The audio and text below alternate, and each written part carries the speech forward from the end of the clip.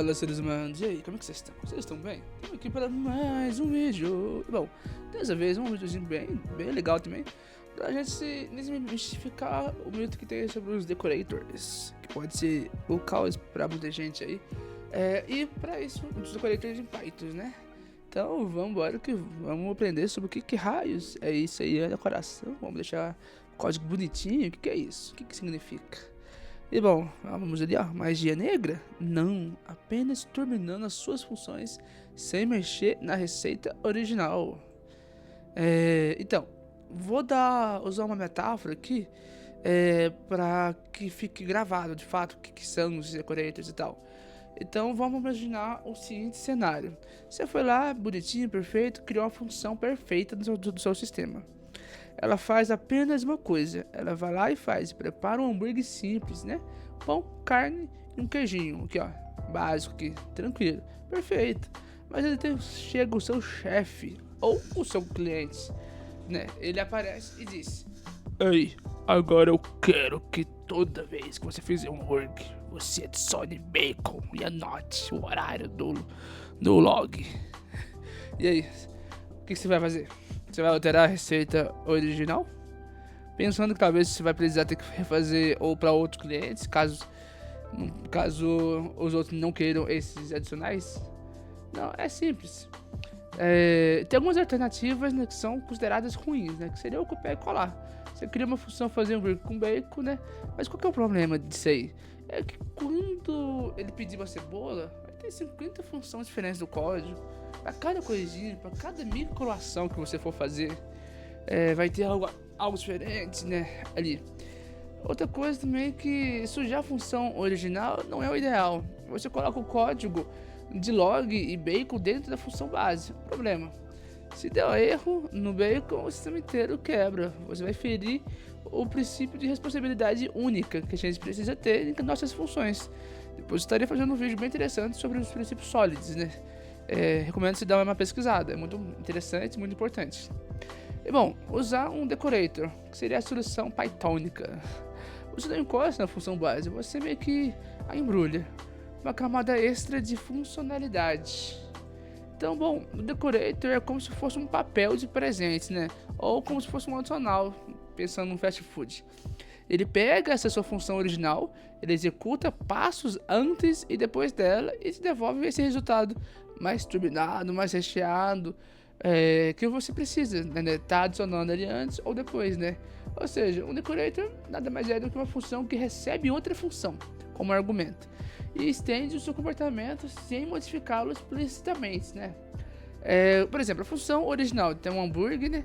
E é passado. E quando você passa o decorator, né? Adicionar hambúrguer, adicionar bacon, quer dizer. O decorator ele cria uma função interna, ele se chama este wrapper ou embrulho, né? E aí nesse embrulho que ele aí sim decide fazer, né? Toda essa modificação, né?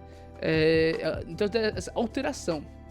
Então ele decide o que fazer antes de chamar a sua função principal do hambúrguer ali na sua receita original. E ele também decide depois o que fazer após isso. Bom, no final o cliente ele vai receber um lance incrivelmente mais robusto, que é o que ele queria de início, assim, né? Você está mexendo na parte principal, né? E bom, como que a gente pode definir uma anatomia no nosso decorator em Python, né? O padrão seria o embrulho ali, né? Para criar um decorator a gente precisa apenas de 3 passos estruturais, né? Que é criar uma função decoradora que recebe essa função. Então temos aqui o adicionar bacon e a função que vai receber. Ou seja, criar a função ARP dentro dela, um embrulho, que seria um embrulho real, né? Deixa eu ver se eu consigo achar um marcador. Eu acho que esse aqui é mais fino. Criar a função ARP, né? Aqui dentro dela. Azul é triste, mas ok. Deixa eu tirar isso aqui da frente. Aí, perfeito. Aí. A gente cria aqui dentro, né? De boa. E por último, a gente retorna a função ARP sem os parentes. Como é o que dá pra ver aqui, né? É simples, fácil, não tem segredo isso aí. Bom, o Python ele trata as funções como se fosse uma espécie de aldeões, de cidadãos de primeira classe. Eles podem ser passados como as variáveis. A gente vê muito isso talvez nas interfaces, se fosse pegar, por exemplo, uma semelhança com Java. Mas bom, como que a gente pode aplicar isso? O símbolo que a gente utiliza, o arroba, né, seria o nosso açúcar, né, sintético, o synthetic sugar. Bom, o que ele faz? Ele torna a aplicação do decorator visualmente doce e elegante, né, usando o Python, mais ou menos isso. Sem esse arroba, a gente teríamos que fazer praticamente essa chamada aqui, ó, hambúrguer, recebe, adicionar bacon, passando hambúrguer. Deixaria mais sujo e pior, né? Mas bom, a gente colocando esse arroba em prática, né? Temos aí dois exemplos legais, né? A receita decorada e a saída no console. Bom, basta colocar o arroba no nome, né? Que é como a gente... Nossa, calma aí aqui. Mas bem que eu posso fazer ali dentro também, né? Tá, deixa eu apagar aqui. Aí. Que é isso aqui, ó. A gente coloca o arroba aqui antes, adicional de bacon, né? Basta colocar... Nossa, ficou muito simples. Basta colocar o arroba e o nome do nosso decorator, né? Acima da função que a gente quer. Ah, mas observa, minha mão tá torta hoje. Aqui. A função que você quer embrulhar, né? O Python faz o resto da mágica automaticamente na hora da execução. Em Java você dá um trabalhinho a mais, assim, né? Mas em Python a gente vê muita coisa interessante que já faz de forma prática, rápida aqui pra gente, sem dificuldades, sem esses probleminhas, né? Mas é interessante. Dá pra pegar muita coisa aqui também. E bom, nós estamos vendo um som de algum lugar estranho. Tá, tô ficando doido. Mas bom, isso aqui seria a nossa receita e tal. E como que fica a saída no console, né? Como a gente pode ver aqui, ó. A saída do console, veja como o código rodou exatamente na ordem definida dentro da função ARP, protegendo nossa função original do meio. Ou seja, fritando bacon extra, pão, carne e queijo na chapa, hambúrguer terminado e pronto. É como se ele tornasse ali no meio. Talvez algo como tela de carregamento também. Então, ou seja, é importante ter isso, ajuda bastante e deixa o código menos sujo e mais prático, assim. Vamos colocar isso na prática, né? Testar isso na mão mesmo. Mas bom, no mundo real da programação, né? O cronômetros e logs, né? A gente pode criar um decorator, mês de tempo, para saber quanto tempo, né, sua consulta no banco de dados demorou, sem ficar poluindo a lógica de dados o tempo todo.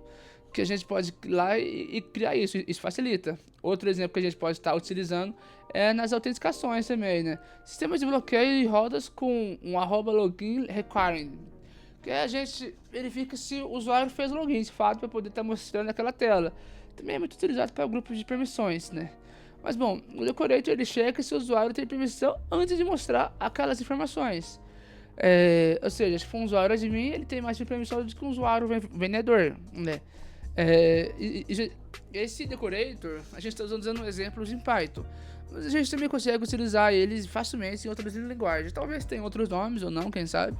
Vai de linguagem para linguagem, mas se você já mexe com outra linguagem, você já deve ter percebido, se lembrar seu nome, ou como é que usa na linguagem que você gosta, que você sabe, tá usando.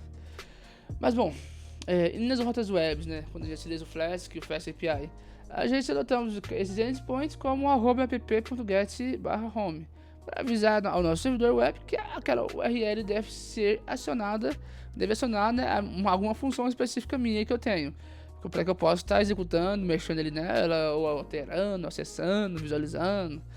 N motivos que a gente pode estar. Mas bom, de forma resumida aqui, ó, né, uma timeline.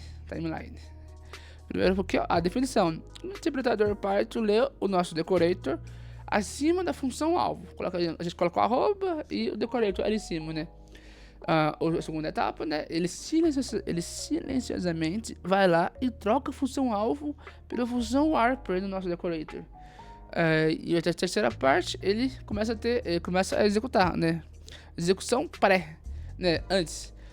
Quando a nova função roda o nosso código de antes, né? O fritar bacon.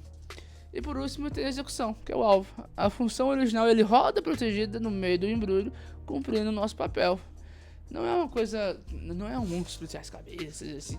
A questão é que a gente tem que começar a praticar isso, colocar em prática. Ir lá no código, deixa eu voltar aqui. Ir lá no código, testar, praticar, usar. Porque senão a gente nunca vai estar sabendo utilizar, decorar o dado do tipo, a gente vai esquecer.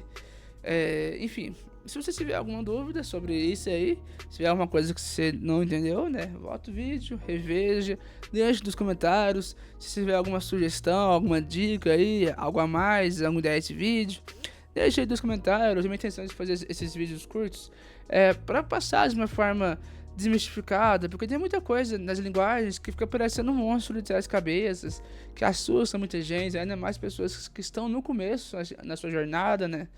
Mas bom, a frasezinha que eu coloquei aqui, né? Pronto para abrir sua própria oficina de customização de funções. Aí eu coloquei o decorante aqui, ó. @obrigado. A ideia é a apresentação, né? Enfim, agradeço a todos vocês que me ouviram até aqui. Vamos ir conversando aí. E é isso aí, pessoal. Até a próxima. Deixa o like se gostou, o dislike se não gostou. Os comentários aí, deixa o seu feedback, compartilha esse vídeo. Tô vazando. Até a próxima. Falou. E fui.